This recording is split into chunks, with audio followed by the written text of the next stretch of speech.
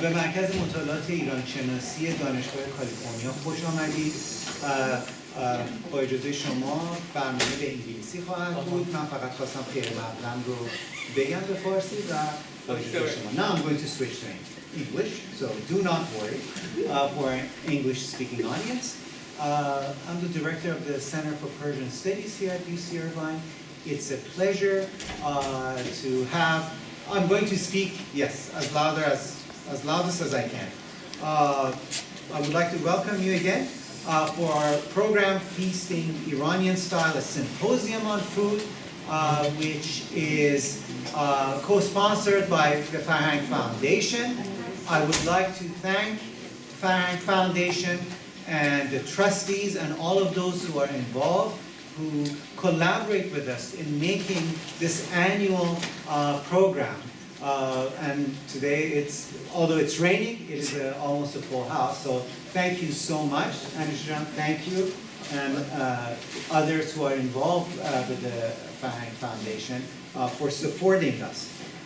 Before I say much more, I would like to invite Dr. Tyrus Miller, the Dean of School of Humanities, who has, since he's come a couple of months ago, that is the beginning of this academic year, has really supported Iranian studies on campus. Please.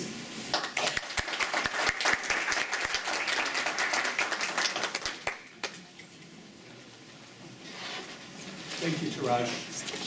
I don't know, is this microphone working? No. It's not working very well. I mean, I hear it, but okay, it's not working. I'll speak up. I'm really delighted to be introducing you to the Feasting Iranian Style conference here. One of the things that I would say is that we are at UC Irvine a real center for the study of food from a historical perspective, as an entry into global cultures, in its connection with religion, with philosophy, and ethics. And the study of Persian food is a particular angle that fits into this larger context of our studies at the school. It also is a topic that, for today's event, promises both intellectual delights and sensory delights. We have a wonderful spread of food at the conclusion of the conference, and I'm sure that will be a wonderful culmination after you've heard the various talks that we have today. I also want to thank the Farhang Foundation for its sponsorship of this conference. I've had the pleasure of meeting a number of people associated with Farhang and attending a number of the events, and I'm really appreciative of the partnership and the interest in what we're doing here with the Jordan Center, and I look forward to that partnership growing in the future as well. I want to welcome you all to the School of Humanities and to the Jordan Center for Persian Studies. As Dean of UCI's school, I'm extremely proud of this center, the first interdisciplinary center for the study of Iran in the University of California system. It was established in 2009, and since that time, and thanks to our generous donors, we have 4 endowed chairs dedicated to Persian studies, which is more than any university in the United States. These include endowed chairs in Iranian history, music, literature, and our newest area of expertise, ancient Iranian art history and archaeology, with the addition this year of Matthew Kanepa, Mir Jalali, Presidential Chair in Art History and Archaeology of Ancient Iran, who has an appointment in the Department of Art History and the PhD program in Visual Studies. Dr. Kanepa's research focuses on the intersection of art, ritual, and power in the Eastern Mediterranean, Persia, and the larger Iranian world. And these extraordinary chairs together bring faculty to UCI who conduct research, teach, and provide valuable community education and outreach. We also have 7 affiliated faculty in areas that intersect with Iran, for instance, Persian Jewish studies, Persian Armenian studies, and much more. And we're in an active conversation for additional enhancements to our endowed programs, including additional endowed chairs that would extend the reach and impact of our Persian studies expertise, as well as endowed fellowships for graduate students and postdoctoral scholars which helps assure that UC Irvine will be the place for the next to create the next generation of Persian studies scholars across the disciplines, historical periods, and cultural domains that represent the thousands of years of global Persian history and culture. The Jordan Center is a vibrant space for research and education that brings together scholars, students, and the community to promote the history, culture, and languages of the Persian world.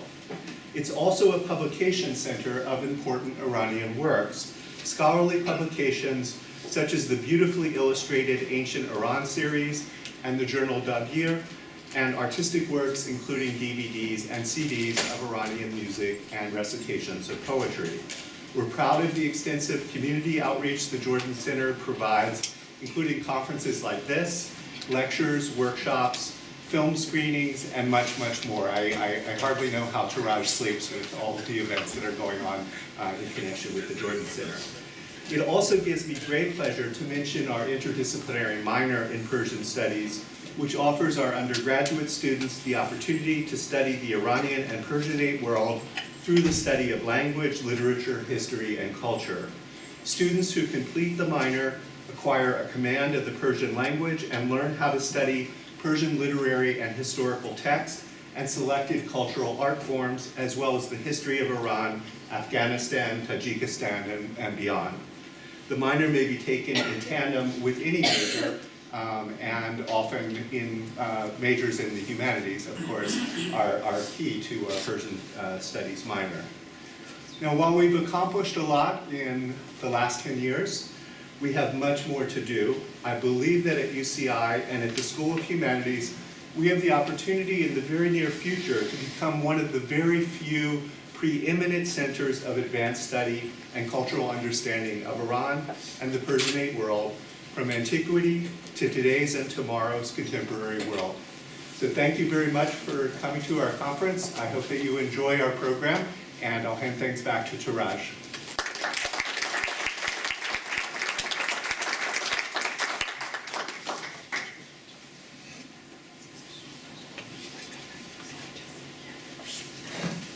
Thank you very much, Dean Miller. Before I begin, can I ask you, if you're not hearing well, and I apologize for the speaker, there are plenty of empty chairs in the front. So if you are having problems hearing, please, you can move to the front. And I would also kindly ask you to put your phones on silent, please. So thank you for that introduction, Dean Miller. As the director of the Center for Persian Studies, I also would like to reach out to you. My vision is to make this center the most important center of Iranian studies in the world, not in Southern California, not in the US. And it's really through the help of actually students and people who help in the center, but also donors and those who give to the center, that this could be made possible. So I reach out to you, think about giving to the center to make it even better. We have about 40 to 50 programs every year. So actually almost once a week we have a program. And we want to do better programs, and we want to do bigger things, and we want to really make this place the place to come, to study, to do research. Now, having said that, I am going to now begin the conference, or the symposium. I should mention that since there's nobody here to introduce me, although Dean Miller has done so, I just briefly introduced myself. I hold a Masih chair in Persian Studies and Culture. It's a chair, and my specialty is ancient Iranian history and civilization. I will be speaking about the issue of meat in ancient Iranian tradition and the ambivalence that exists with it once I get to exit here.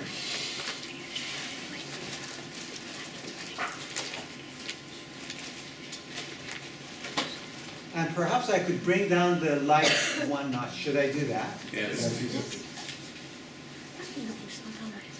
although after you see Professor Komarov's final lecture, really the key lecture, you'll see the beauty of the artistic work. So this is nowhere compared to what she has. But let me begin. In the Iranian mythological world, there are two interesting and enigmatic references to the introduction of meat eating to the world, or world humanity. The first reference comes from the earliest strata of Iranian tradition, namely the Gathas of Zarathustra, or in the West known as Zoroaster, which based on comparison with the Vedic Indian tradition can be dated roughly to the first millennium BCE. There is only a brief allusion in a stroke to the great Indo-Iranian first man/king, that is the king of the dead in the Indic tradition, Yama, king of paradise, and the world of the Iranian tradition, Yima, namely the Ymir in the Germanic tradition. He also appears there actually as a giant, whose magical powers sets him aside from his predecessors and those who come after him. In later Iranian tradition of the Persian epic, he is deemed to be the great culture hero who introduced to humanities most of the arts, trades, and Iranian traditions. Here I'm talking about Jamshid, as it's known in the Persian tradition, of Western Yima, Indic Yama, Germanic Ymir.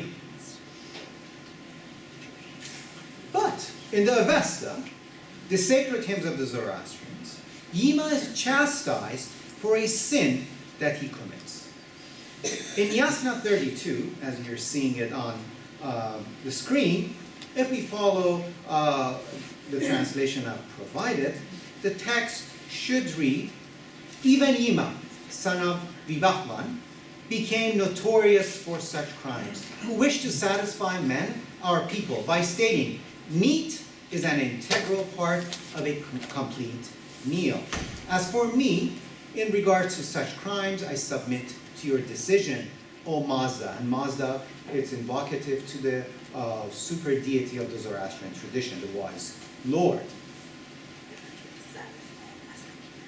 2,000 years later, so now we're moving up in the literary tradition of Iran, in the classical Persian epic, namely the Shahnameh, which many of you have read and have come across, in the 10th century CE, we come across another story about eating meat and its introduction to humanity.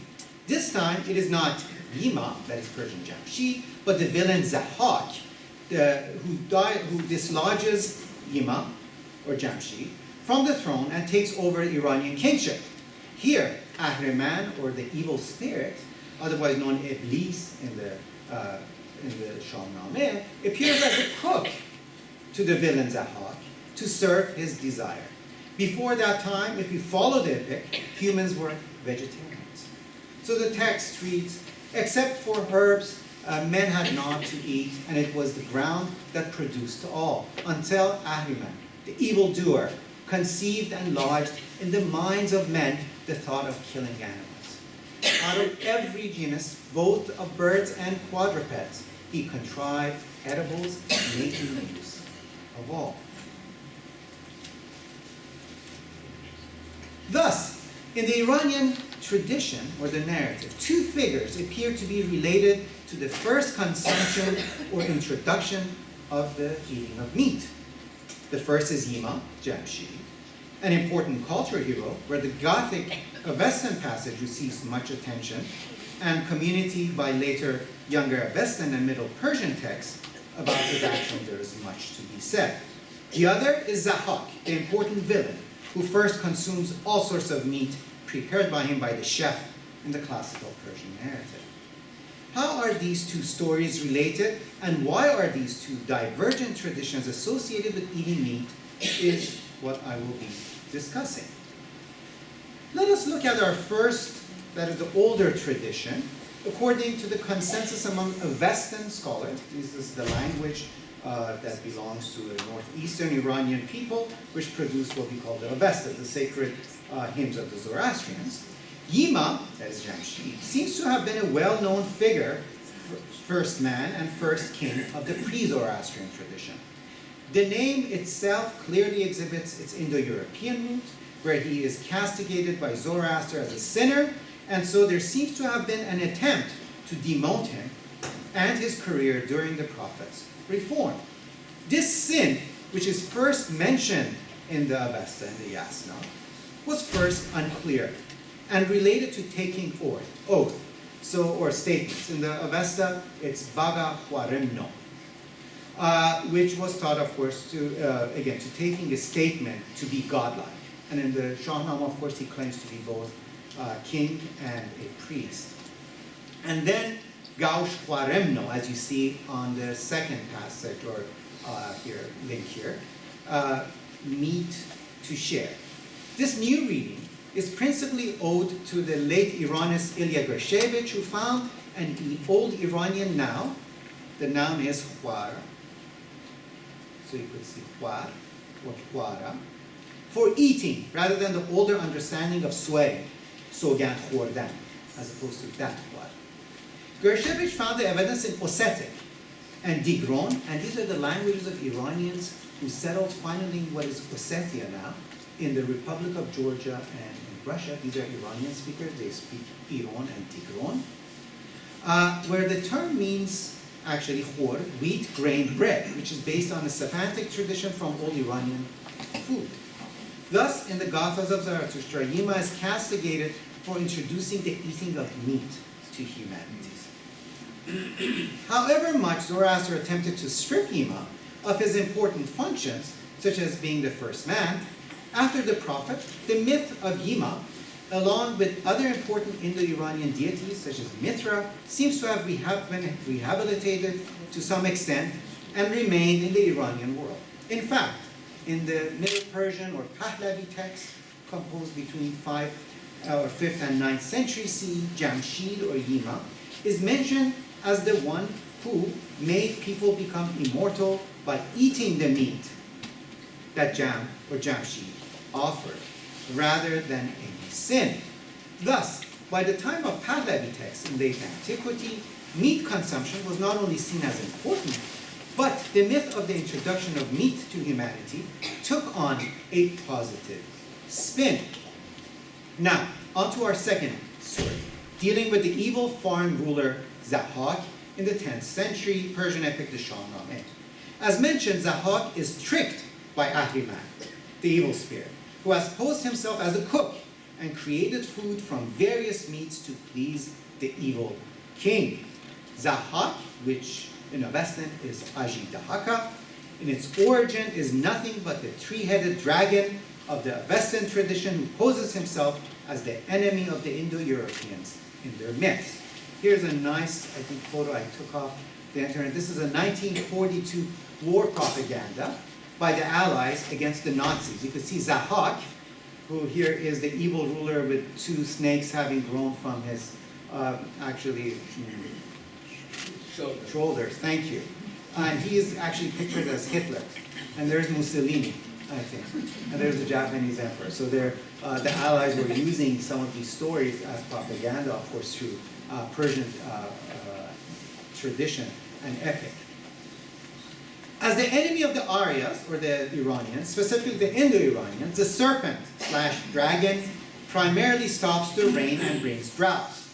In its secondary function, Zahak appears as a human who rules over the Iranians, but as his serpent dragon-like heritage is still intact, as you can see in this picture. In fact, this dragon-like ruler of the Shahnameh can be understood early on by taking the word here in Khotanis, an Eastern Iranian word, Daha, and with Aji, literally meaning snake man, dragon man.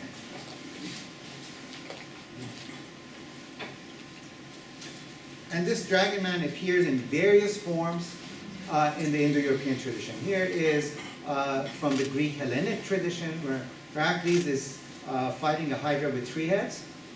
Here's a Hittite tradition from what is modern-day Turkey. There is a serpent, except has three claws here, being struck. And finally, here is actually a drawing from Denmark, where a there are three snakes here being struck by a three-headed man. Now this three-headed man, I should mention that you find its cognate in the Western tradition. It's Triotana, what is we call Feridun. Triotana means Trita, the third one.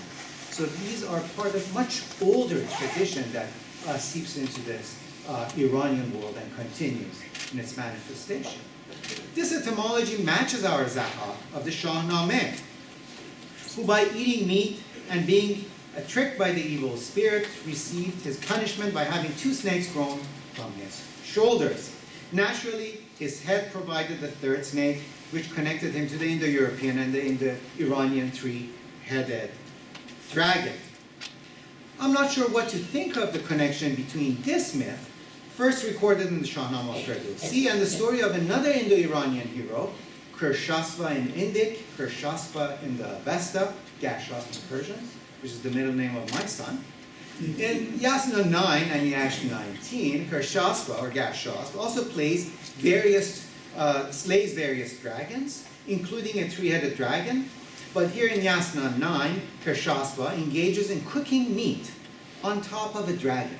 A very nice, interesting tradition, where the fire makes the beast sweat and rattle. Where the fire is put out by the water actually falls on the fire. A major sin in the Zoroastrian tradition.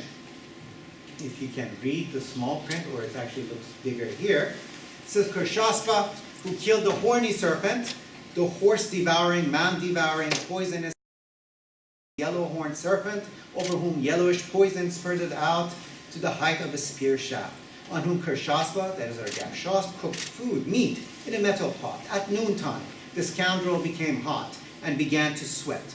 He dashed forth from under the metal pot.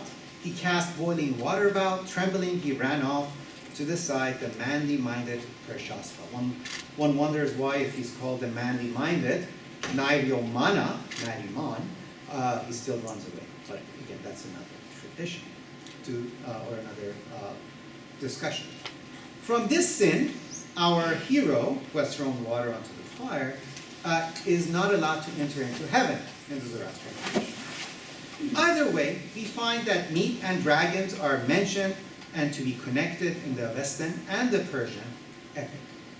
Furthermore, we find that cooking and dragons are also, as I mentioned, connected in both traditions. The carnivorous attitude of our dragon turned evil ruler, as you see his picture, is further emphasized in the Persian epic by several signs. First, the name of Zahak's father is Mardas in Persian, which may be connected from Marata'as, meaning a man-eater, although this was probably Zahak's own title. Thus, here the father of our evil ruler is signaled to be a cannibal. Secondly, in the Shahnameh, Ahriman, or the devil, feeds Zahak not only meat, but separately blood, as if it is milk. Then the son turns into a bloodsucker. Ultimately, for the evil Zahak to remain alive, he's told to sacrifice young men and eat their brains. Thus, Zahak has become like his father, a cannibal of some sort. It is clear that Yima, who in this pre-Zoroastrian tradition was deemed as the first man and first king, and ruler over paradise, was castigated by Zoroaster. In the prophet's reform of the old Iranian religion, Yima or Jamshid was deemed sinful by Zoroaster for having introduced meat for consumption to humanity. What is important, that even the story of Yima himself is part of a greater sacrifice, which is not only part of the Indo-Iranian tradition, but also the Indo-European tradition. In this Indo-European myth, for the creation of the world, a sacrifice was needed. And so the first man and a male bovine was sacrificed in order to create the human, the animal, and the vegetal world. In both human and the bovine are sacrificed then as an act of creation.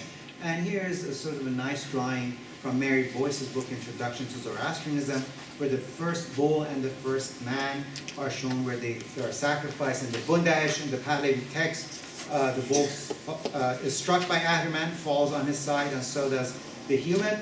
From their brain and sort of semen, and blood, the vegetal and the animal world begin. That is how the story of humanity and the first sacrifice takes place. However, either by Zarathustra or after the passing of the prophet, much of the older tradition that was deemed pagan was kept. Still, according to the Zoroastrian tradition of later Pahlavi literature, Yima's sin were that he did not accept a good religion. Although chronologically speaking, he was born before the time of the prophet. Secondly, Yima presented himself as godlike in creating everything. That is, all the creatures and creations of the material and the spiritual world. Although forgiven by the bounteous immortals and the deities for his sin, he is to stay what Zoroastrian terminology calls hamistegan. We can use it as limbo in English. And is even given the title of Wadaiye Hamistegan, that is the lordship of limbo, compared with the Indic tradition where Yama is the lord of the dead. Here's a manuscript in Persian of Abd-al-Biraznamak, an important Zoroastrian text from, let's say, the beginning of the 6th century that was copied and then translated from Pahlavi into Persian. It was read all the way to the 19th century by Parsi families. It was, and also Iranian Zoroastrian families. There are lots of these manuscripts with drawings. Here it says Hamistegan. That's where limbo is sort of imagined after you are judged, where Mitra and Rashnu judge your good and bad sins. Depending on the amount of sins, you end up in heaven, of course, or hell. But if the scales are equal, you end up in Hamistegan, or limbo. However, his sin, if we follow the interpretation of the Gathas of Zarathustra, namely the introduction of eating meat, is completely changed. Where in the Pahlavi Zoroastrian text, this passage appears. Zoroaster also asked this also of Urmaz. What did Jam or Jamshid do best for the good of the world? Urmaz said, that which was when the demons said to men, kill the beneficent animal, so that we may give you the elephant, which is advantageous in that neither keeper nor herdsmen are required for it. Men replied, let us act without the permission of Jam, that is Jamshid, and they did so. And so Jam, Yima, battled with the demons, for men not to kill the beneficent animal, and for men not to take the elephant from the demons. That is, he fought the demons, and they were made mortal and punishable. In this passage, several matters are noteworthy. One is that the demons are trying to trick humanity to kill the beneficent animal, which in Pahlavi appears as Guspand, which stands for cattle in general, going back to the Western tradition, Gauspanto, all the way at the bottom, literally meaning the holy cow. Here we are seeing the demons trying to fool people, but it is not Yima who brings this change in the diet by killing the holy cow. Rather, it is Yima who does the opposite and battles the demons to save the cattle. It is equally important to note that in Avestan, the term for meat or beef is gao, which is the cognate term used in the Persian story. So we are dealing with the issue of meat consumption. It is interesting that the elephant is given as a replacement for the sacred bovine or the holy cow by the demons, which is clearly a demonic creation in the Zoroastrian animal classification. I'm almost done. I would hazard a guess that Yima's sinful action, which was first mentioned by Zoroaster in Yasna 32, was then transferred to his successor, Zahak, who through no fault of his own, but through the trickery of the evil spirit, was introduced to the eating of meat, and then to the humanity at large. However, Zahak not only had Yima sawed into two, here's a manuscript of Shahnameh from probably the Indic tradition, where Yima is caught by Zahak and is being literally sawed in two. He also had to eat the brain of two young men, or later the brain of one brain divided in two, and many ran away, and this is how the ancestors of the Kurds are connected in the Shahnameh. Based on the Pahlavi text, consumption of meat is not a sin in the Zoroastrian tradition, but only in moderation it is very much prescribed. Again, Jamshid goes back to Yima, a Proto-Indo-European Yama, meaning twin, and this idea of double being broken in two is part of this tradition. In the post-Gothic tradition, then Yama loomed large as a cultural hero, a glorious king, and a Noah-like figure, but was relieved of his meat-eating sin. However, by becoming part of the Zoroastrian tradition, Yima lost his glory and was even cut into two halves, this already being an old reflex of Indo-European sacrificial ideology, but nothing remained of the sin of introducing meat eating. Rather, a positive attitude of providing meat for humanity and for its benefit was outlined in the Zoroastrian Pahlavi text. Thus, while the Zoroastrian commentators were able to keep the story of Jamshid's deeds based on the Western tradition, the sin of the first meat consumption befell Zahar. Thus, the cannibal turned carnivore by Ahriman, ultimately, because of his sins, turned into a bloodsucker, evil ruler who had to await another Iranian hero, that is Feridun, to put an end to his misery. Thank you.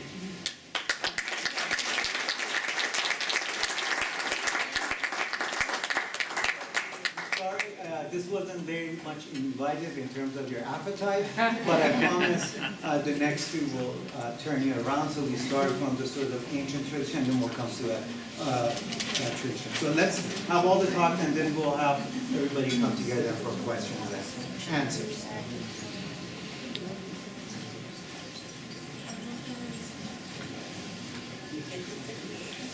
So our next speaker, Dr. Khodadad Rezakhani, who I'm going to introduce, could not be here with us from Princeton, so he is going to Skype in. So I told him to be shorter than I am, if possible. And I will do a brief introduction as, okay. At least that's the speaker's working now. So if you could hear me. I can hear you. Khodadad, I'm going to introduce you. Just hold on for a second, please. All right. Khodadad Rezakhani is a historian of Iran and Central Asia, mainly concentrating on late antique and medieval periods, with a secondary interest in the reception of ancient history in the early modern period. He is currently a research associate and lecturer at Princeton University, where he teaches courses on ancient and medieval history. He is the author of Reorienting the Sasanians, East Iran in Late Antiquity, and the co-author with myself, From Oxus to Euphrates. His Persian translation and commentary of the anonymous Syriac chronicle known as the Chronicle of Khuzestan was published in Persian in Tehran just recently. Apart from his primary research, he is interested in food history of Iran and the socio-economic aspects of food consumption in early, modern, and modern Iranian world. And today, he is going to be speaking with us about scraps from the king's table, the invention of Qajar cuisine.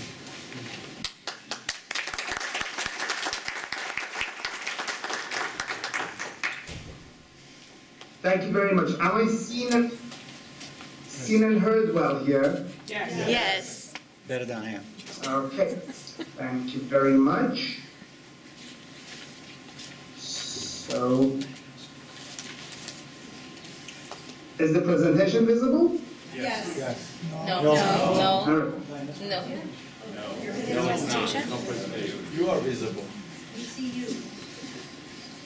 You see me, you don't see the presentation. Just you. Hold on. Hold on. Sorry. Is this better? Yes. Now you see it. Well, thank you very much. Thank you for Professor Daryai for inviting me to do this. I apologize for not being able to be there, and thank you for accepting that I do this via the Skype. Also, thank you for the wonderful students over there helping to set this Skype connection.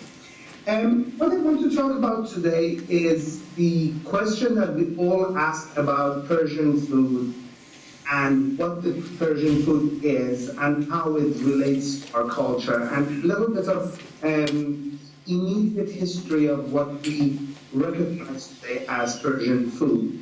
Of course, the appeal of talking about food is very well known. Food is the last thing we'll lose as far as a cultural marker is concerned. We lose our names and our language and and a lot of other masters of identity, the colors of our hair, before we lose our food. Our children, second generation Ryans and Avas and everything else, would still live on the grandmother and grandmother's tadik and khoresh. So talking about that is quite an obvious appeal. Here, I'm interested in this issue of Persian cuisine as a title that we give to a particular type of cuisine that we are all familiar with. As you can see on the slides, I'm talking on the dichotomies of home cooking versus restaurant up to a point, what I'm going to talk about. The avgusht or the khoresh versus what you have in the restaurant, as kebab. As you can see, and I will talk about later, in Iran itself, you probably all know that what you eat outside is quite different than what you have at home. You go outside to have restaurant food, or you sweat. To have cholo kebab, have juji kebab, have kebab. While at home you would make the khoresh and the avgusht and the kuku and everything else. There's something else about this Persian cuisine which is quite interesting, is that when we come out of the country and when we are presenting it everywhere else, we have this dichotomy of central versus regional food explained in our head. When you are in Iran, for you, food is just food. But when you go outside, when somebody talks about Persian food, you think of food that we think of in the Tehrani context mostly.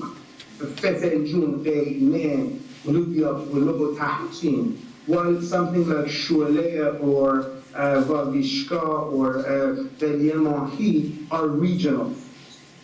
And you see this that even in diaspora, even when restaurants in diaspora with their menus that are very much modified, now you have home cooking food represented in diaspora restaurants, plus many other things, including hummus and others that probably in Iran you didn't see.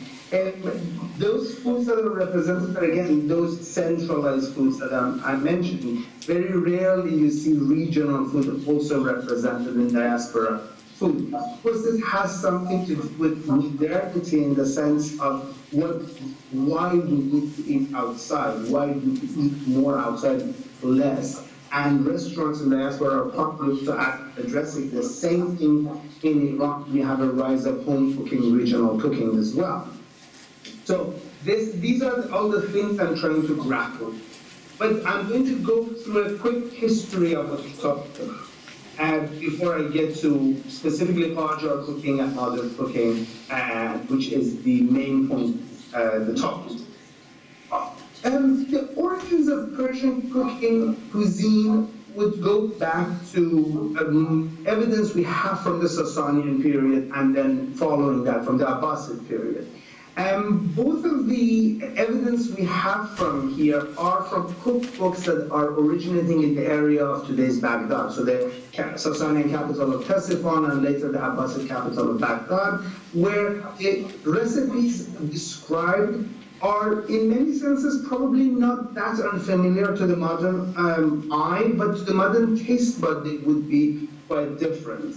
And you have the same basis of what we call ash and khoresh and a lot of things that we call, for example, makhni and yakhni, which are called hot ways of making food. But the way they make them, the spices that are used are very much Baghdad-centered and have to do with the trade routes coming to Baghdad from all directions.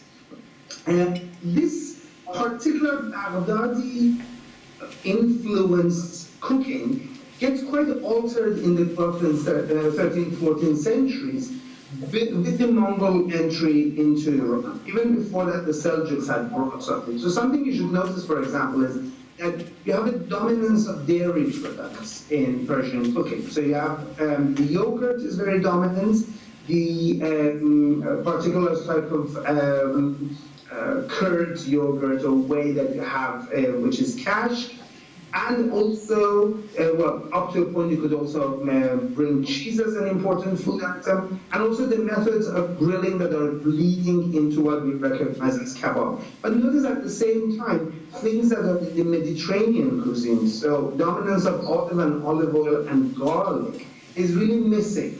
The main item that you use instead of garlic is onion in Persian, okay?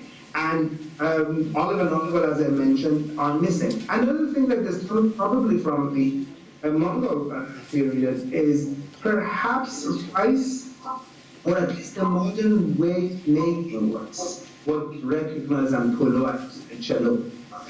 Because rice exists in Persian cuisine before that, but mostly as a way of making rice flour and making bread out of it. But cooking rice itself probably has something to do with the Mongol connection with China. Noodles and things such as ash reshte and other dishes that have had noodles might also be this connection. And there was a suggestion that maybe Khaja Rashiduddin Fazlullah, the famous politician and historian of the Mongol period, Ilkhanid period, who entered the service of the Ilkhanids as a head cook, might have been somehow involved in this. So here, as you can see, there are some depictions of eating. Probably not much can be pointed out here, except if you see these dishes that are covered, which are something that we will talk about later. As you can see here on the picture on the right, there is somebody with even a piece of cloth on top of the dishes. So the dishes are always covered, being brought. And maybe in the other picture, which is from Shah Tahmaspi,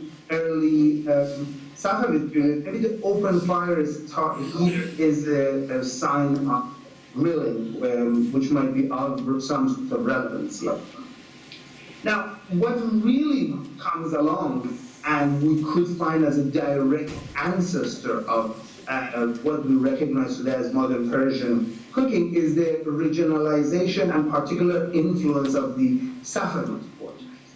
You have certain ingredients entering, so aside from what we mentioned before, dairy products, the rice and noodles, now you have dried fruits and nuts that seem to be very much coming from the Caucasus. Things such as walnuts and dried mulberries are very common later, and putting them into food seems to be an influence of the Caucasus. The place of Isfahan as the imperial Safavid capital and the trade routes it has also has some relevance here. If you eat the Safavid foods the way they are making it, again, you recognize them by sight. By taste, though, probably it would be more towards what we think of as Indian. There is a heavy use of cumin, there are all sorts of coriander seed use, and ingredients that we associate with curry. Obviously not chili, because you have to notice that chili is a product of the New World. Chili is from Mexico, so it hasn't even entered the Indian cuisine at this point, really. But other spices that we recognize are coming, and Isfahan being further to the south, connected to Kerman, connected to the land and sea routes, naturally you expect this. And this is something that the Safavid cuisine very much has. As we can see in Safavid cookbooks, we have 2 Safavid cookbooks that have survived that tell us a lot about their recipes. Here you can see the feast of Shah Abbas II, from a fresco on the wall of Chel-Sutun Palace. The thing I think to notice here is the abundance of fruit, which is something that Persians seem to always have had a high interest in. Obviously the music and the dancers, the entertainment and eating are together, the wine. And I don't know what this might be necessarily in the middle with a spoon in it, but this is one of the scenes of feasting we have. Now, then we get to our major subject of the Qajar cooking. Interestingly enough, unlike the Safavids, we don't have many cookbooks from the Qajar period. We have late Qajar cookbooks, which are somehow helpful for understanding at least what was going on in the late Qajar period. But there is an abundance of anecdotal information. So Mustafi's late Qajar account of social history has several references to rituals of food, Sultan Muayyar, the grandson of, maternal grandson of Saladin Shah, has written a lot of his grandfather's court. And then we have an abundance of indirect references in the diary of Etamadu Sultan, in certain newspapers and travel diaries. So there is some change that we see through these anecdotes that I will go through. And one of the most obvious one of them is the case of chai and the introduction of tea as a replacement for coffee. And mostly the ritual is introduced through Russia, as the name shows, and as the ritual of making it through samovar shows. But I'm not really going to go through chai and its introduction, which is very unique with the late Qajar period, but I'm going to use the social setting of chai, which is in public, in kahvekhane. Notice it's kahvekhane, it's a coffee house, but tea is served there. And the introduction of eating outside, drinking outside, creation of a public space as an institution of my interest that I will talk about here. So let me tell you some of the anecdotes. Am I here? Okay, still? Yes. Okay.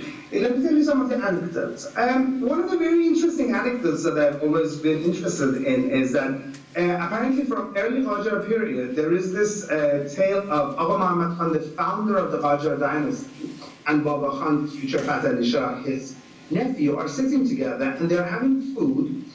And the tale tells us that they're having polo and cholo and khoresh.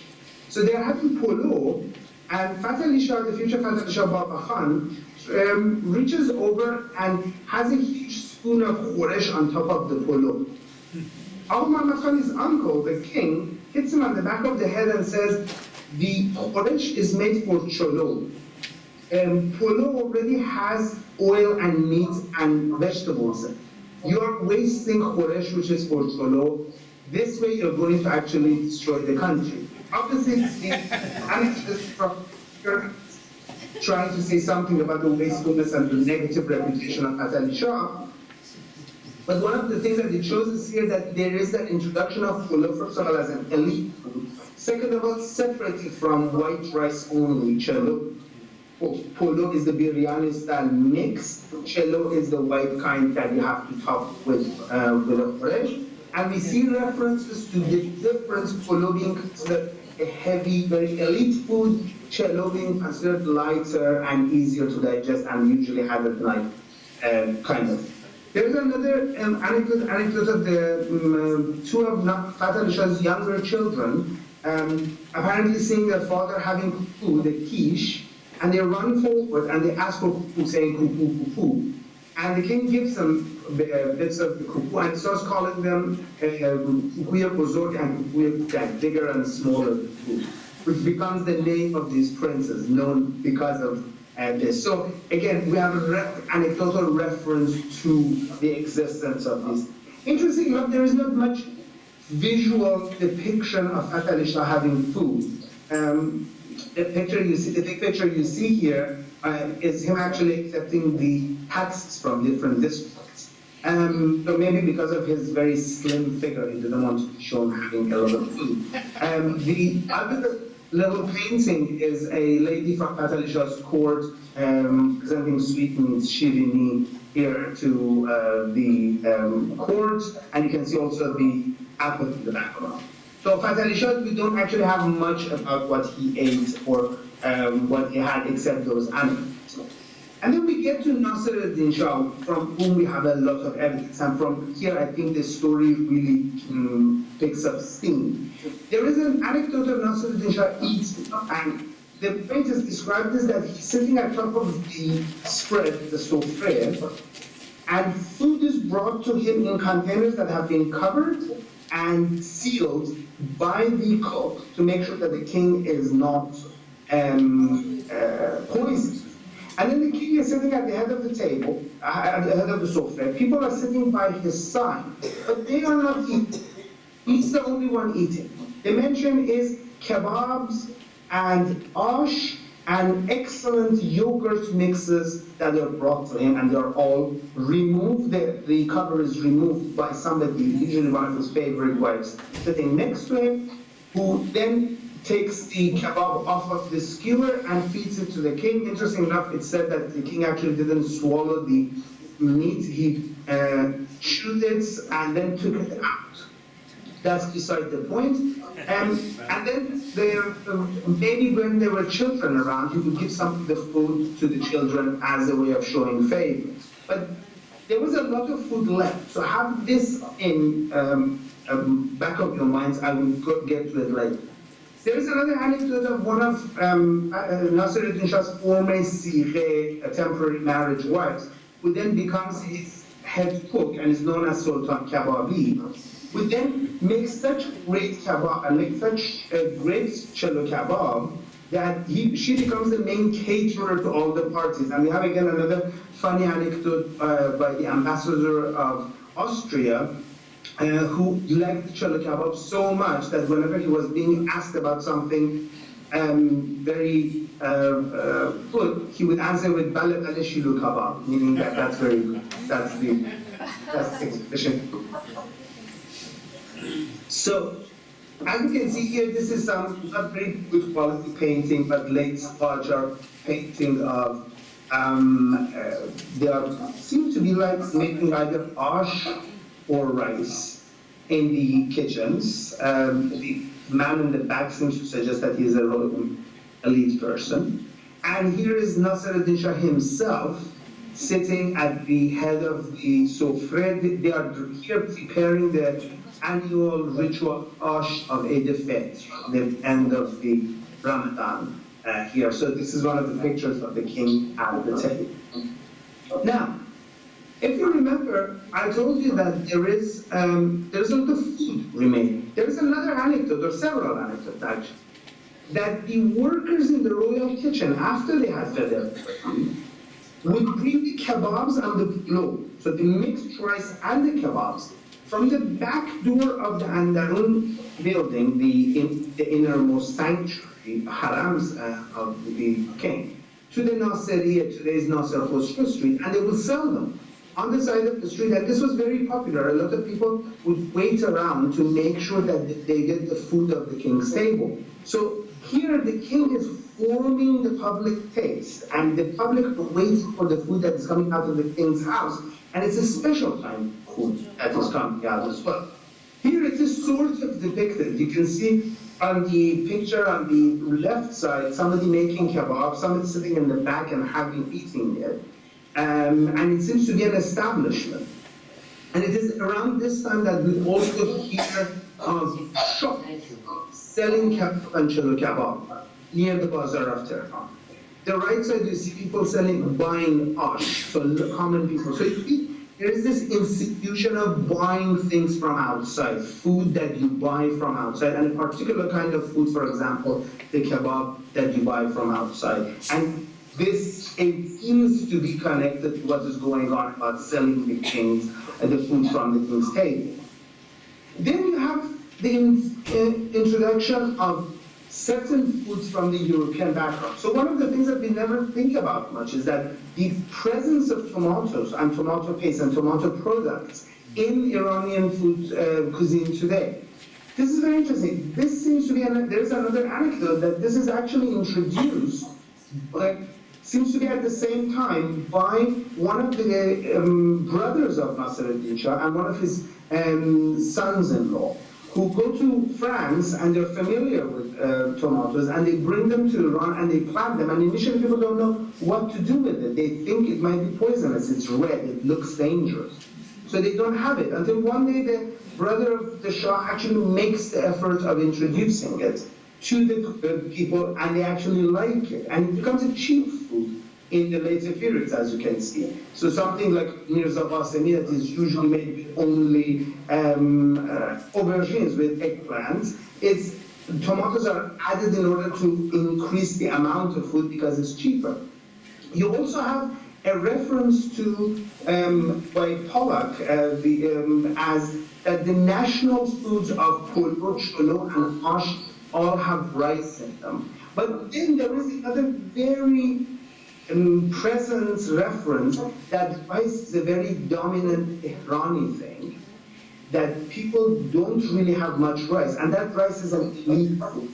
think of the word that we have in Persian of lebas polokhori, the clothes that you wear when you go have polo, when you go have mixed rice. It is a dominant food, and it's coming really at this point, it's making its presence. So, notice, we have the kebab coming from the king's table, the polo coming from the king's table, tomatoes coming from the elites, and then the entire introduction of the institution of selling this food on the street, so proto-restaurants. It is at the end of the Qajar period, early Pahlavi period, then you have people actually, again, serving food outside. The famous references to Nayeb Chulo Kababi at the Sabze Meydan in the Bazaar of Tehran. Shortly after that, the Shamshiri. You have this food now being sold in public. So now the food has made its way from the forte of the king, forte of the elite, and rice that is expensive, and now it is coming to the people. And in fact, people are eating these foods. So here again, you can see another picture of Nasruddin Shah standing, and look at all the very elaborate pomegranates, apples, and sweets and things, very nicely put together. By the way, the gentleman you see, two persons to the left of Nasruddin Shah, the shorter gentleman with the mustache, that is Abdul Samad Mirzai Salur, his younger brother, person probably responsible for the introduction of tomatoes to the Iranian, generally, agriculture and food. And here you can see a picture of people, in fact, eating the royal food, the kebab, on the side of the street. These are just kebabs at the side of the street making kebab, and everybody is looking, obviously. And of course, this is the royal food, which then we recognize as the food of the people, the cholo kebab, and the man having rice. You can't see it, but the man having rice with a bit of bread, which is something that the Iranians were in fact used to for his meal. So I hope I have, in this quick presentation, gone through some examples and anecdotes of how the cuisine that we recognize and have evidence from the royal setting, it comes to the people during the Qajar period, particularly during Nasruddin Shah's period, spread in society, and in fact eating things like the polo and cholo, which is now staple for us, is in a way trying to present yourself in the society as a member of the elite, as somebody who has access to these higher and more elite and more royal means of feeding yourself. Thank you.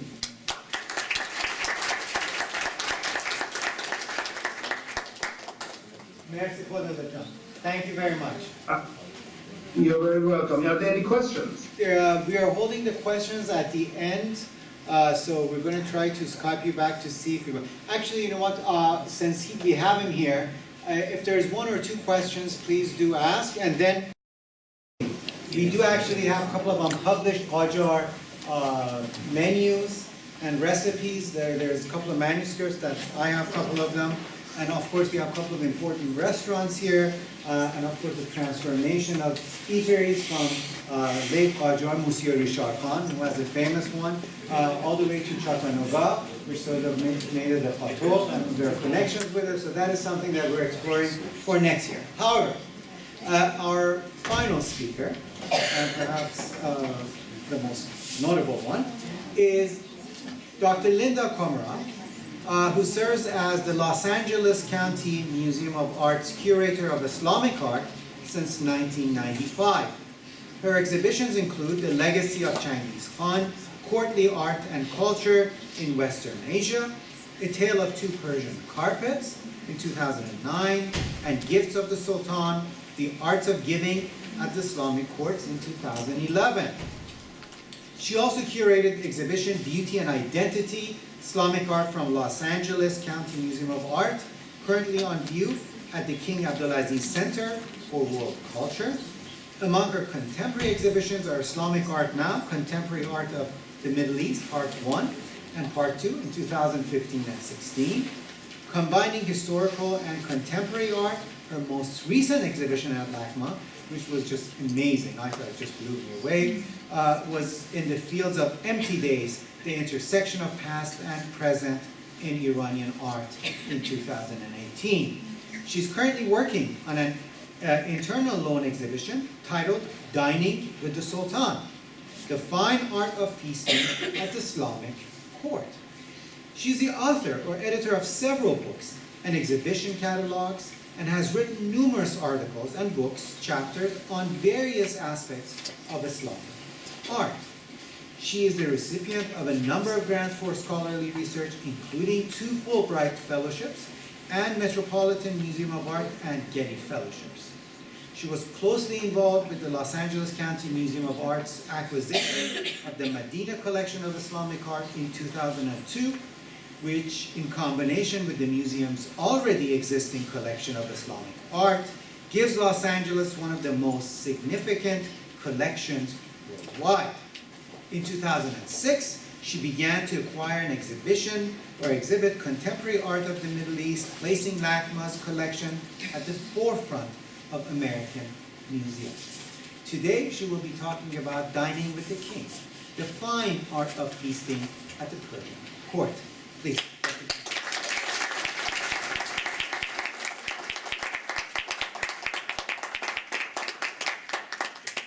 Thank you. Can you hear me okay? Yes. Yes. Better? Sounds like a commercial. Can you hear me now? Thank you very much, Professor Daryai, for your introduction and for inviting me today. I'm just going to take advantage of this glass of water that's been sitting here. Okay, one of the advantages to going last is I'm not going to introduce anything terribly new. You've heard it all. I'll just reinforce what's already been said. So anyway, the subject matter of my talk today is drawn from an exhibition that I'm currently working on, which in a general sense is about food culture. Spanning the 8th through 19th centuries, it will follow the model of checked. Where's the button for forwarding? It's just down. Sorry. Oh, just use the computer. Okay, all right. Sorry about that. No. Oh, it's just a little slow. I'll go back. All right, starting again. This exhibition I'm working on spans the 18th and 19th centuries, and it's going to follow the model of LACMA's 2011 exhibition, which you may or may not have seen in LA or in Houston or even in Doha, Qatar, called Gifts of the Sultan, the Arts of Giving at the Islamic Courts. The new exhibition will similarly introduce our audiences to Islamic art and culture with objects of undisputed quality and appeal, only this time it will be viewed through the universal lens of fine dining. On a popular level, this new exhibition will stimulate not only the eyes but the appetite, reminding visitors of the commonly shared pleasure of food, both its taste and its presentation. On a scholarly level, the exhibition will provide much needed information on the enormous class of luxury objects that may be broadly defined as tableware, while also demonstrating how gustatory discernment was a fundamental activity of the great Islamic courts.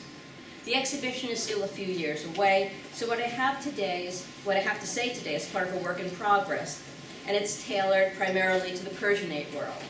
While my goal here is to provoke discussion and provide food for thought, at the very least, given the hour, and I expect to leave you hungry for the promised Qajar tasting dishes, if not for more information. Even a hurried glance around any museum installation of Islamic art or a look inside a related storeroom would reveal a preponderance of plates, bowls, cups, bottles, and trays of all shapes and sizes, representing a variety of materials and all manner of decoration. Such luxury objects demonstrate the evident demand within the society for both functionality and virtuosity. Within the field of history of Islamic art, the usual ordering of such objects most often tends towards classification by date, dynasty, place, medium, and style. Surprisingly, although it is frequently the very first question that the museum visitor or the student new to Islamic art asks, scholarly attention has rarely focused on what substances these diverse vessels were meant to hold, and how, if at all, their intended contents and use dictated their ultimate appearance. In the study of Italian Renaissance maiolica, for instance, It has been notably postulated that changes in diet and dining habits in the early 15th century contributed to the greater demand for these ceramics as tableware, and to the proliferation in the variety and specificity of their shapes and sizes. Almost no related types of research have as yet been undertaken within the field of Islamic art until now. Given their extreme portability and their tremendous attraction for those both within and outside the Islamic polity, most of these objects have become part of the display of riches of the wealthy and powerful, including art museums, traversing time and space and crossing cultural boundaries where their function, meaning, or physical form may have been altered. But these objects once were created for and were integral to the social experience of fine dining, which was no less significant in the historical Islamic world than it is for us today, and perhaps even more so. For in Persian, as well as Arab, Indian, and Turkish lands, the ritual of formal feasting was the prerogative of the ruling elite. My goal then is to establish the relationship of the objects, many of them rare works of art, with the sourcing, preparation, and serving of food, thereby situating them more properly within their original cultural contexts. By restoring their gastronomic associations, my intention is not to make them more mundane, but rather more human. For example, this Chinese Ming Dynasty porcelain dish in the Topkapi Palace, Istanbul, was inscribed on its underside in Ottoman script, tavuk kebabi, or chicken kebab, suggesting it once had a very specific function at the Sultan's table. For some of these objects, we can easily imagine them on our own table, as with these glasswares. We can certainly recognize these forks from early Islamic Iran, and for the lady who asked about forks, these are excavated at Susa from about the 8th century, as well as the ornate Ottoman spoons. Less obvious but equally useful, a silver fork combined with a spoon which folds for portability, and that's from 12th century Iran. And from 17th century Iran, a vessel for fruit juice with a compartment for ice in the center, allowing the beverage to be cooled but not diluted. And something we can all relate to right about now, coffee in this painting from Ottoman Turkey, and of course tea in a smoke in Qajar, Iran. In considering the admittedly very substantial and diffuse theme of courtly feasting, preliminary research has led me to cast as wide a net as possible in terms of both the time frame and the concept of fine dining. The resources that inform this study so far are twofold. One, textual sources, including a broad array of cookery books and books of delicacy, texts on etiquette, instructions for princes, royal memoirs, literary work, collections of food poetry and parody, dynastic histories, hadith, endowment deeds, kitchen accounts, dietetic and medicinal works, travelers' narratives, and diplomatic reports and communiques. And two, works of art that can be identified as containers and receptacles for food or beverage from their own inscriptions or specific shapes, or else those works that are like examples described in the written sources, as well as works of art, primarily manuscript illustrations, which depict dining or drinking and the preparation of food. I would like to conclude the introductory section by referencing two very different texts that demonstrate the impactful role of food and foodways. First, from Hadith, the collected traditions attributed to the Prophet Muhammad, regarding faludaj, a sweet dish of Persian origin. And here's the Hadith. It was narrated that Ibn Abbas said, "The first we heard of faludaj was when the Archangel Jibreel came to the Prophet, may peace be upon him, and said, 'The world will be open for your nation, and they will conquer the world until they eat faludaj.' The Prophet said, 'What is faludaj?' He said, that is Jibreel, quote, 'They mix clarified butter and honey together,' end quote. At that, the Prophet wept." And from, as you've already heard, the Shahnameh, or Book of Kings, the story of the evil king Zahak. As you all recall, Ahriman, or Satan, appeared to Zahak in the guise of a cook, and for several days presented him with marvelous spreads of delicious, colorful dishes made of birds and beasts. Pleased with the cook, Zahak told him to ask for anything he desired. Having waited for the opportunity, Ahriman replied that he wished for nothing but Zahak's happiness and would be overjoyed if he might kiss the king's shoulders. 2 black snakes appeared when Ahriman's lips touched the king, where Ahriman's lips touched the king. The snakes could not be removed as new ones would replace them as soon as they were cut off. Again, Ahriman appeared at court, but as a skilled physician, and prescribed a young human brain to be fed daily to each snake to keep Zahak safe and forever on the dark side. As these texts suggest, rare or well-made dishes not only might stop an army, but could corrupt a man's soul. In the remaining time, I would like to speak in more detail about the types of questions that might be posed when considering objects within the context of food. The sources I have focused on so far are cookbooks. Fortunately, in recent years, there have been a spate of editions and translations of several manuscripts, primarily in Arabic. Oh no, it's supposed to. It's a blank slide. Run off again.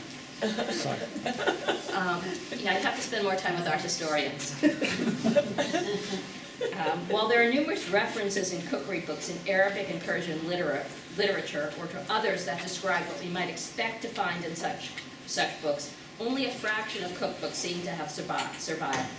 Most such cookbooks were likely not written and copied for professional chefs or the general public, but rather they belong to the category of literature, and seem to have been intended for the kind of elite readers who hosted and attended the types of banquets and feasts at which the described dishes would be served. The oldest of these surviving cookery books was written by Ibn Siyar al-Warraq of Baghdad, who specifies in his introduction that the recipes he has gathered are for dishes meant for kings, caliphs, and nobles. The book dates to the period of the Abbasid Caliphate in Baghdad, often described as a golden age. But for food culture, it was a new age in which elite cuisine was heavily influenced by the Persian court of the Sasanian kings, which came to an end in 651. There was much the Arabs admired about Persian courtly culture, and food was close to the top of the list. Just as at the Sasanian court, under the Abbasids, cooking contests took place, sometimes with princely competitors. Many of the recipes for Sasanian dishes retained their Persian names under the Abbasids, adding to their prestige. Liquid and semi-liquid dipping sauces and condiments also carried over from Iran into the new Arab gastronomy. Food and fine dining were sufficiently significant in Abbasid court circles that poets composed odes to the dishes served by their hosts. The artfulness of a dish was not only realized in its flavor and aroma, but in its presentation and appearance, especially color. Dishes were decorated with almonds dyed red or yellow, or with green pistachios. In other instances, the dominant factor in the recipe was the color, most often white, green, or black. Dining habits and food customs were changing. At around the same time a new Persian-inspired cuisine was emerging at the Abbasid court, a novel form of ceramic ware developed in Iraq. Wares of this type copy the forms of Chinese ceramics, especially bowls, and emulate the whiteness of the porcelain fabric by covering the coarse earthenware body with a white slip. On the left is an Iraqi bowl, and on the right is a Chinese one. The impetus for the introduction of these new wares, which were likely produced in Basra in southern Iraq, is usually credited to the favorable reception of imported Chinese porcelains, as in the large gift presented to the Abbasid Harun al-Rashid by the governor of Khorasan, and later recorded by the 11th century Persian historian Bayhaqi, which included hundreds of pieces of Chinese porcelain, plates, bowls, etc., each of which was finer than anything that had ever been seen in any ruler's possession. Perhaps more influential were the great quantities of Chinese ceramics imported by sea, as demonstrated by the Belatung shipwreck discovered in 1998. This Arabian ship sailed, possibly between Oman and China during the 9th century. It sank off the coast of Indonesia, likely on its return voyage, filled with Chinese goods, including some 60,000 glazed bowls, jars, and other ceramics, including the bowl on the right. Colleagues in the field of Islamic art, past and present, have typically concluded the new of the new Abbasid pottery that, quote, a whole range of ceramics now met the demands of local tastes and satisfied the desire for the Chinese style, end quote. But while affluent Abbasid-era consumers may have liked the look of Chinese-inspired pottery, why did they need it? Could it be related to the contemporaneous change in food and its presentation at elite dinners and cooking competitions? I have just noted, for example, that Persian-inspired dipping sauces and liquid condiments were important accompaniments for Abbasid cuisine. Perhaps the enormous number of small bowls and dishes that survived were used to hold such substances, which for the sake of hygiene would be allotted to each diner and as many as required. As is suggested in this 13th century manuscript illustration. The desire for these new wares then meant not only an aesthetic, the desire for these new wares not only met an aesthetic demand, but was perhaps driven by a more practical one, stimulated by the important change in food tradition. At around the same time that Iraqi potters were developing this whiteware in emulation of Chinese porcelain, they also co-opted a technique from Islamic glass makers in which metal oxides were applied to the glazed and fired surface of the ceramic, which was refired in an oxygen-reducing kiln, resulting in a spectacular and colorful luster effect. It is generally assumed that such lusterwares were intended to emulate the gleam of precious metal plate, while more recently it's been proposed that for an Abbasid audience, their reflective, semi-iridescent surfaces were meant to evoke a state of wonder, or ajab.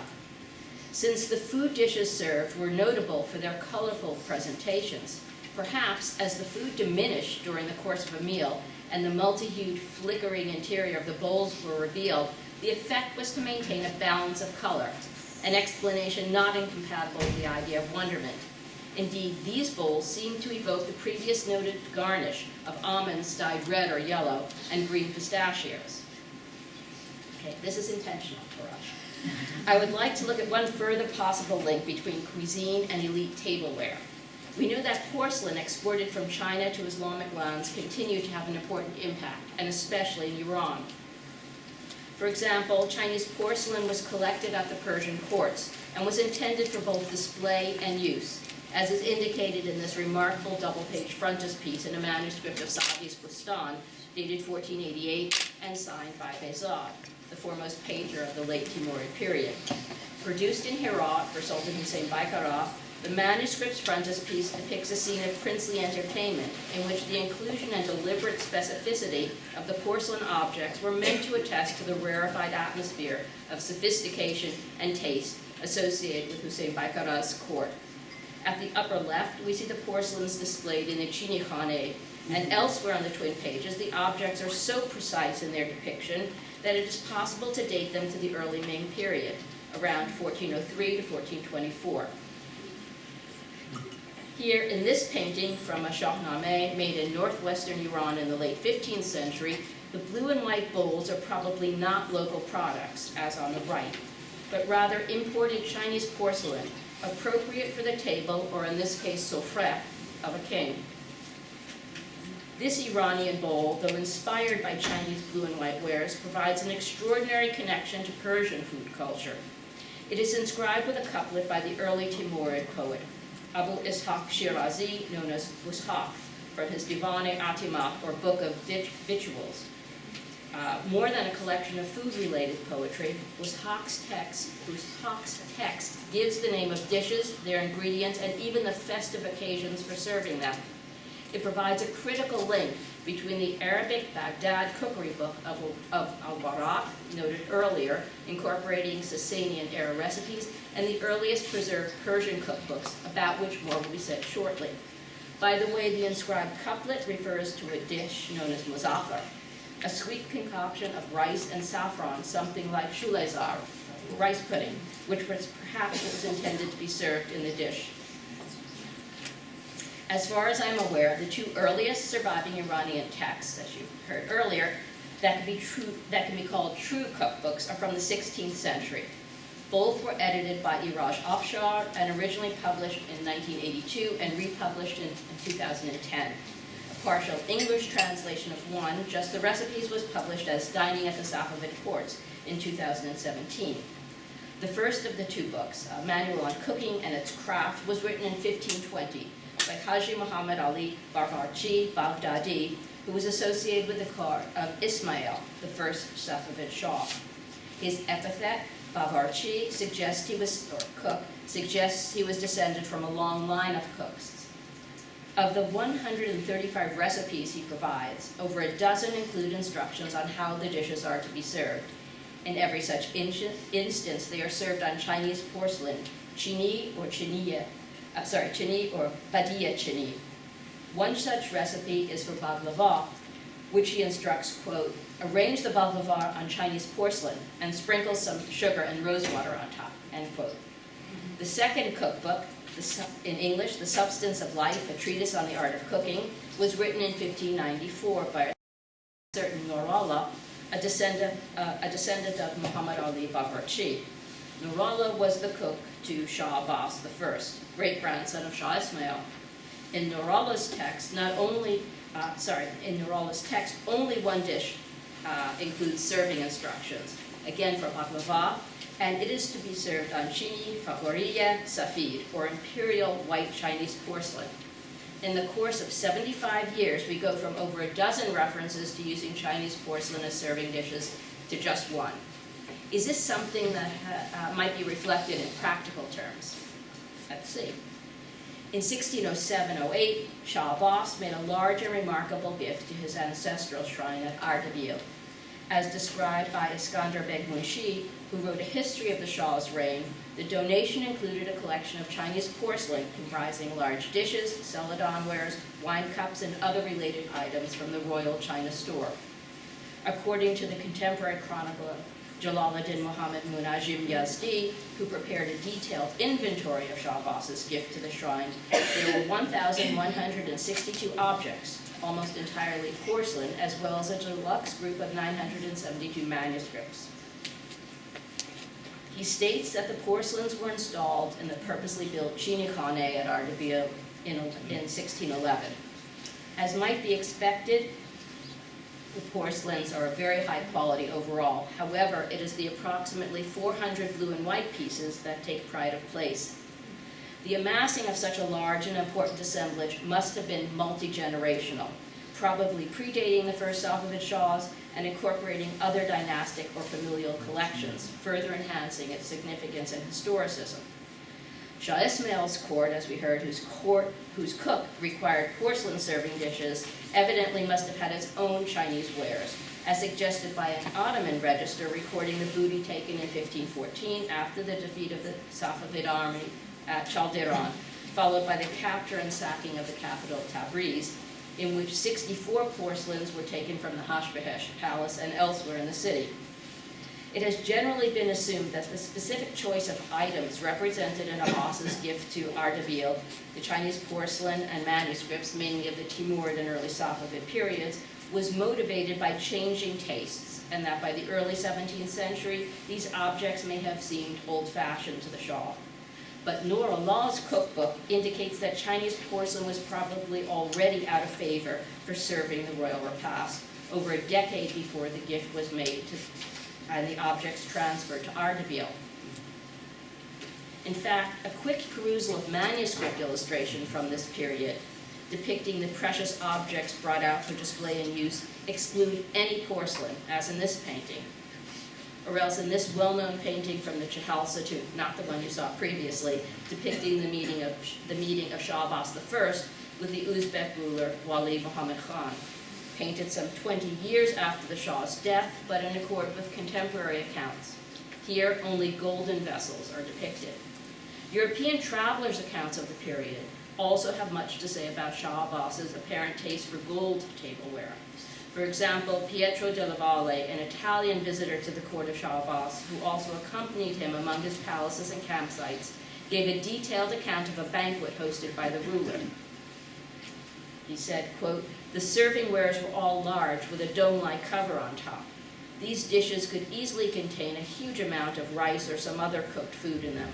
Some of the dishes were silver, but mostly were made of a single piece of gold and were a feast for the eyes of the viewers to see the alternating golden and silver plates to be carried over the head of the servant boys to the soufre while shining under the rays of the sun, end quote. The German diplomatic secretary,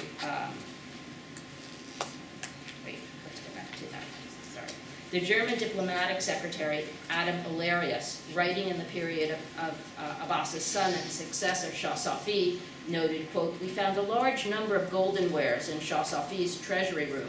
Apparently it was only the Shah Abbas who liked to use these wares in his kitchen and also in his soufre for entertaining his guests. He alone had owned and left behind approximately 3,600 pounds of golden ware," end quote. For whatever reason Chinese porcelain may have fallen out of favor as tableware at the court of Shah Abbas, his royal cook has pointed us in the direction for better appreciating the donation to the Ardabil shrine. The gifted Chinese porcelain collection represents a group of highly prized objects, identified with the trappings of kingship and dynastic lineage, which also may have carried with them a more formal sense of appreciation, not only a more formal sense of appreciation, but a history of use. These and the other objects discussed this afternoon, along with those included in our upcoming exhibition, were more than static luxury items intended for display. Rather, when viewed within the social context of fine dining, they take on a more active role, reminding us of their former gastronomic lives. Thank you.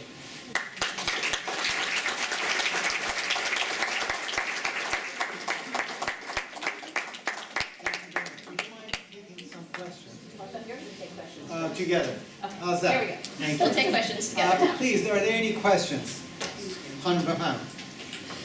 So it's for both of you. I know in the Byzantine context you have, food is very gendered, so you have the warm and the dry for the men and then the kind of moist and cold for women. Is there any notions of how food might have been gendered or spaces where food would have been gendered in either pre-Islamic or Islamic context? I didn't understand. If any food was gendered, there was any sort of connection with female or male. Okay. I don't The have spaces where the food is consumed are gendered. I don't know anything about the food itself being gendered. And if you look at some of the court pages, if you can use manuscript illustration as a source, from the Mongol through the Timurid period, you will see men and women eating together, and they're eating the same food, but in the Safavid period, unless it's completely private, they're eating separately. But as far as I know, at least from what I've come across, they're eating the same foods. I have nothing to add to it. Sorry. Any questions? Any other ones? Please, miss. I have problem with Islamic art. We know Islam came from Arabia. Arabia had no civilization, no education, no eating matter. We always call them Arabian Morocco.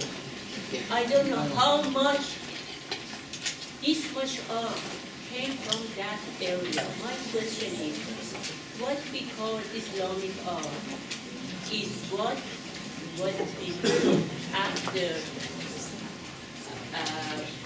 Arabia conquered Persia, Turkish Empire, China Empire, and under influence of them, then they Meet Ms. Parasu Pers Rezai several months ago when I tasted one of her amazing, actually, cadeau of sweets for the Persian New Year.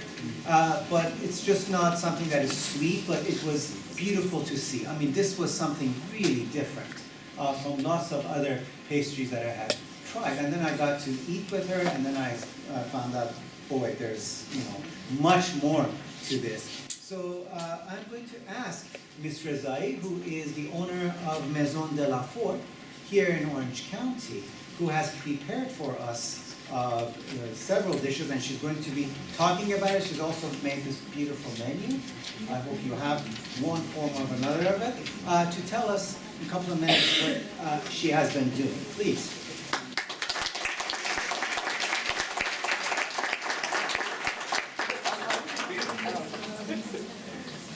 You want Okay,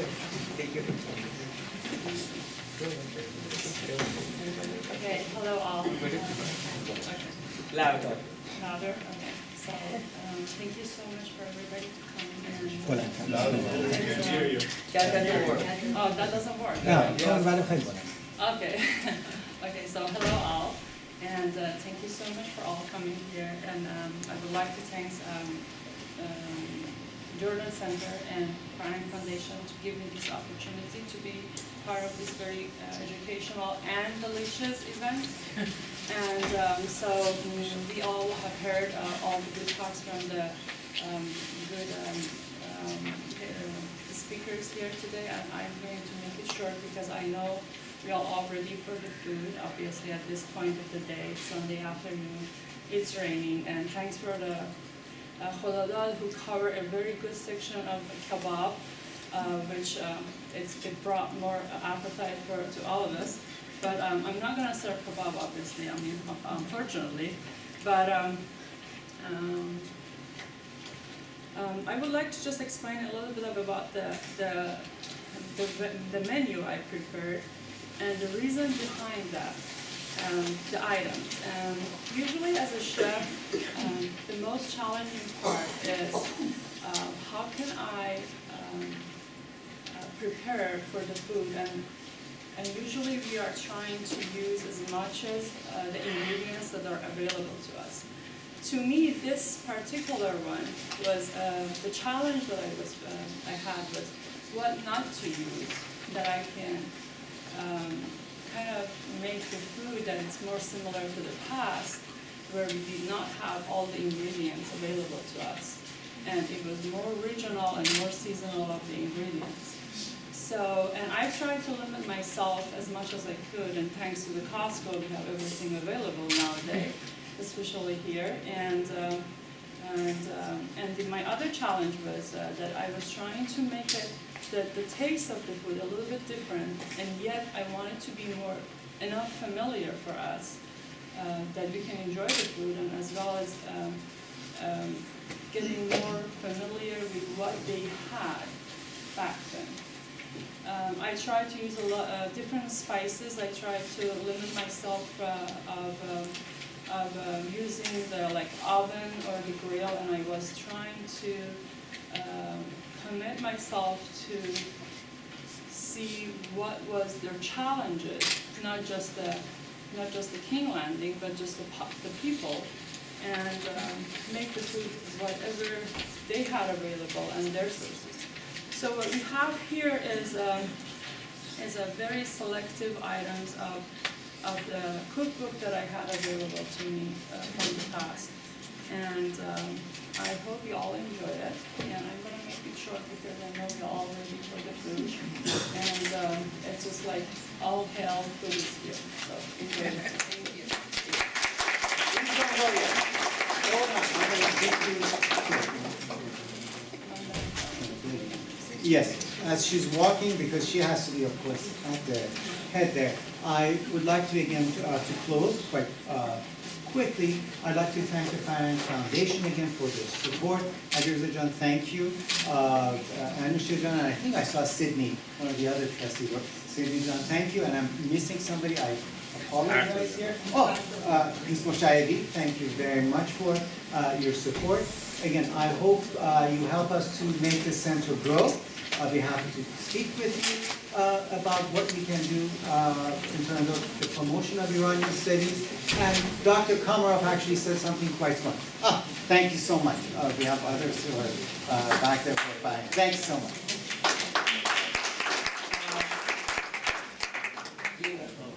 Yeah, as Dr. Kamarov said, I would like to ask my Iranian American or Iranian friends who come to these programs to try to bring actually a non-Iranian with them next time, to perhaps for them as well to get a sense of the history, of course not only food for thought but also the palate. So that is something I think is as important as fundraising for the center. Thank you very much, Dean Miller, and enjoy it.